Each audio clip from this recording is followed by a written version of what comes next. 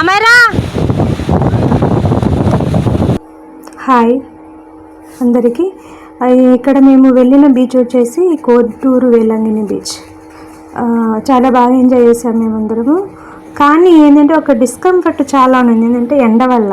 మేము వెళ్ళింది జూన్లో, మేము రీచ్ అయ్యింది మార్నింగ్ అనమాట. నెల్లూరుకి మాకు ఒక 3 hours జర్నీ ఉంటుంది.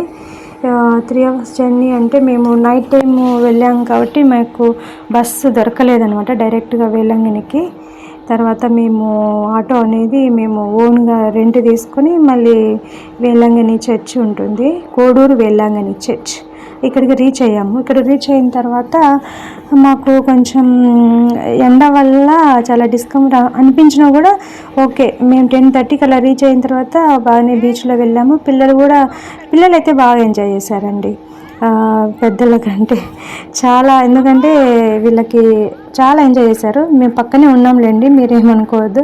పిల్లల్ని అలా వదిలేయకూడదు కూడా, ఖచ్చితంగా పిల్లలు పక్కనే ఉండాలి. ఎందుకంటే అలలు ఎలా వస్తున్నాయంటే చాలా చాలా ఎక్కువ వస్తున్నాయి. ఎందుకంటే వర్షాలు ఈ మధ్య పడ్డాయి కదా, ఎత్తు కూడా చాలా బాగుందన్నమాట.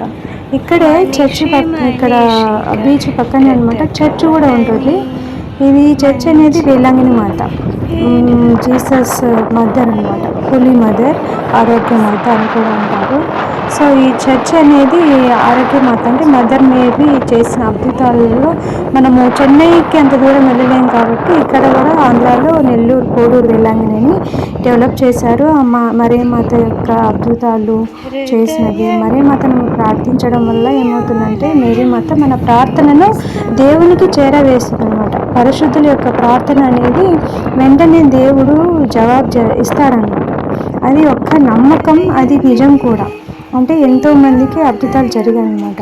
అదిగోండి ఎదురుగా ఉండేది చర్చ్. ఆ చర్చికి ఇక్కడ ఇప్పుడు చూపించిన ఇదంతా కూడా కొత్తగా కట్టించారు. ఇలా కొంచెం డెవలప్మెంట్ అయితే ఉందిలేండి, కొన్ని డ్రాబ్యాక్స్ కూడా ఉన్నాయి ఇక్కడ. అదిగోండి అక్కడ ఎదురుగా ఉన్నది హరిత రిసార్ట్ అనమాట. ఇక్కడ ఫెసిలిటీస్ అనేవి ఉన్నాయి కానీ అంతగా మంచిగా లేవు భక్తులకి.